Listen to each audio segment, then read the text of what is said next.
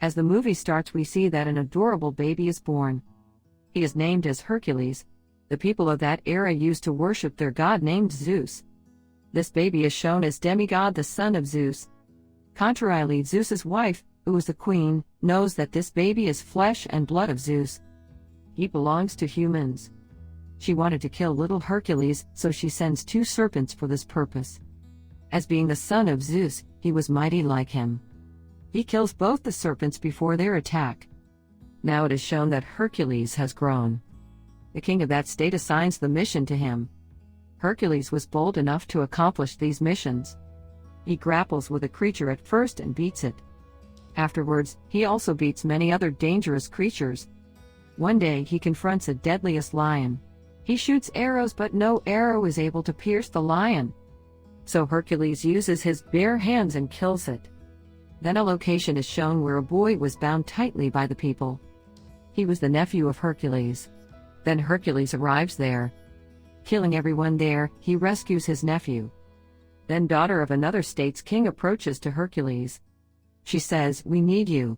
Our own men have double-crossed us and there is a war. As a result, people are being killed." A person says, sitting with Hercules, "We have no time right now, but we can help you if you present a heavy amount." That princess says to them, "It is honorable to be a part of the battle." Hercules says, "We need money for our weapons." That princess says, "My father is well off who can provide you much gold." Being agreed, Hercules accompanies to her kingdom. There was a big statue which belongs to Zeus' wife. The princess tells Hercules it took 5 years to complete. Here no one believes as he is the son of Zeus. But Hercules was like legend for that prince's son. King explains to him, "Our closest companion has betrayed us. And after that wars have been started throughout the kingdom. So we need your help to recover everything again." He also tells that person is not an ordinary one, but a wizard. No one can beat him except God. He also says that there is centaur in his soldiers. Now a girl who had come to Hercules' team asks, "Where are these creatures?" A king man replies, "Neither we witnessed them nor we know their location. We have just heard about them." Now it is shown that Hercules and his fellows are training the king's army. Because they had no warriors, Hercules asks them, "Stand straight exactly like a shield wall." Then one of Hercules' fellows moves to them while running. He breaks their made shield wall, running towards it. Hercules says to them, "Too weak shield wall. In this way you will be defeated." It is revealed that enemy is moving towards them for a war. Hercules asks them to avoid war. He says, "Nothing will remain left for us after the war." But the king of that state says, "There will be peace here as soon as possible we end them." Now it is shown at night that prince's son comes to meet Hercules, who considered him his legend.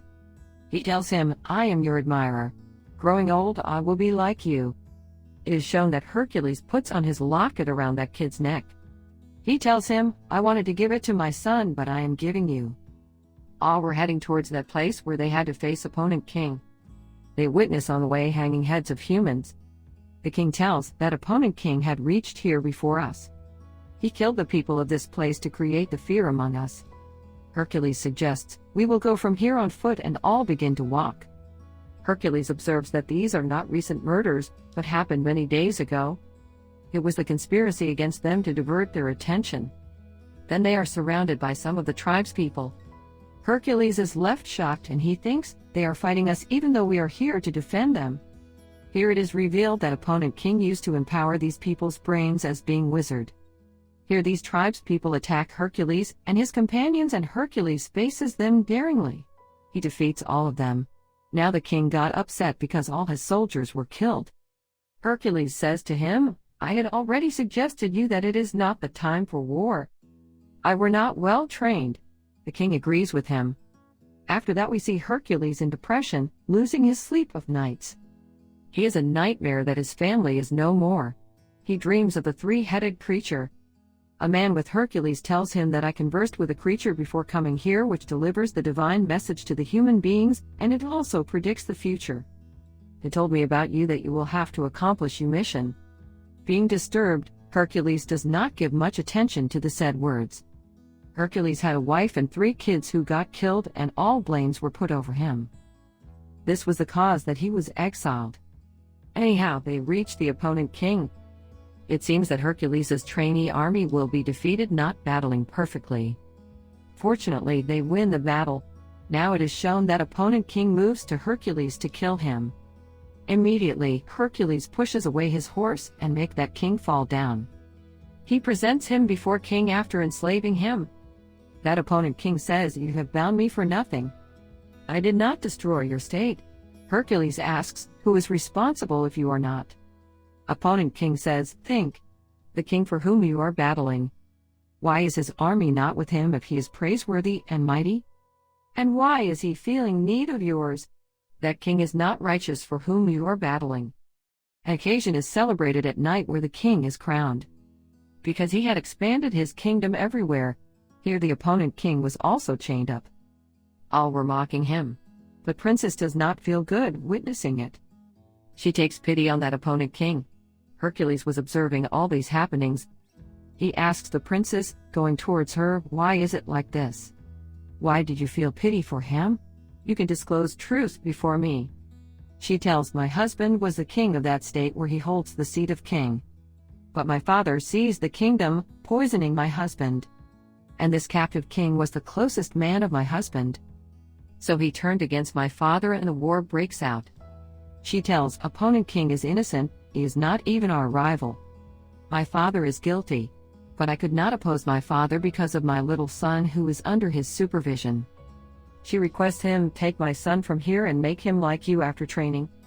Here a king's man comes and says to Hercules, "King is calling you." Now Hercules moves to the king. The king says to him, "I am very pleased that you make ordinary army victorious after teaching them the tact of wars. Behold, I am the king. That army will train others for war. And I will expand my kingdom throughout the world with the passage of the time. You are the reason behind it." He asks Hercules to be part of his army forever. Hercules refuses it. The king says, "All right. Whatever you want. I award you gold and later you may leave. As being king, I don't need people like you at all." Now Hercules and his fellows leave, collecting their gold. Then he observes the villagers in his surroundings. They were looking dejected because they did not want Hercules to go. Hercules had taught them the ways of living. Hercules throws his pouch of gold, seeing them, and says that I will stay here because villagers need me. One of the fellows of Hercules says, "What are you doing? We have got our gold, so we should leave from here." But the rest of Hercules' fellows throw their gold and prefer to stay with him except that fellow. He leaves from there, taking his gold. Now Hercules' fellows directly move to the king's chamber. But king's men surround them. Here princess and her son are also there. Now a man of king informs him that your daughter was requesting Hercules to take her son with him. Hearing it, king lays hold of his daughter's son from her. Here king's man attacks Hercules and he loses his consciousness. Restoring his senses, he finds himself heavily chained. Then the king of that state arrives where Hercules had grown up. Hercules participates in many battles for him while supporting him. But it is revealed that he has deceived him by making a commitment with his king that we will dominate the world together. He had also brought with him 3 black wolves and their howling was similar, as Hercules used to dream. He thinks, "I used to hear the similar howling when my wife and kids died." It means that that king was responsible behind it. Hercules asks them, what was the reason of doing so? That king of the state where Hercules grew up says to Hercules, "I was the king of state. You were more renowned among the people than me because of your adventures and hardihood. I could not kill you and also had no choice besides it. I alleged you so the natives start detesting you and attract towards me." Knowing it, Hercules is burst into anger, but he cannot move because of being chained. Here it is seen that king was planning to kill everyone one by one. At first, he begins to kill his own daughter. Hercules gets angry seeing it. His companions encourage him, saying, "You can do it. We will be killed if you can't break these chains. These are just threads for you." Hearing it, Hercules is motivated and he breaks those chains, releasing himself. He instantly runs to the princess and rescues her. Now 3 wolves attack Hercules, moving towards him. But he kills 3 of them at once. He releases his companions and the poor king, who was being considered opponent by them. Now both wicked kings had fled from here. Somehow Hercules captures that king in whose state he grew up. He stabs him into death, in the same way as he had killed his family. Afterwards, he goes towards the palace, taking his companions. He witnesses that king is standing there with his armed forces, while a king's man has pointed Princess Sun's neck with his dagger at one side. King commands to execute this kid, but Hercules' companion approaches there who had left, taking the gold. He immediately shoots an arrow at the man. They save that little kid, but King's armed forces begin to attack them. Hercules also confronts them equally. Meantime, Hercules' companion meets his end as being wounded badly. Now the rest of the armed forces of that king were heading to them. But it is seen that Hercules' men had made a shield wall which was indestructible. Hercules notices a huge statue of Zeus's wife there. Hercules drops that statue down as King's armed forces are moving upward. Armed forces begin to retreat. Seeing it, the king says in rage, "Go and finish Hercules." But that statue drops down on him and King is crushed to death. All armed forces of King and other people kneel down before Hercules, seeing his hardihood. People were still in doubt either he is the son of Zeus or not. But it was not important. It held the rank above other people because he was vigorous and audacious. He used to take care of the people. So all people had started to admire Hercules.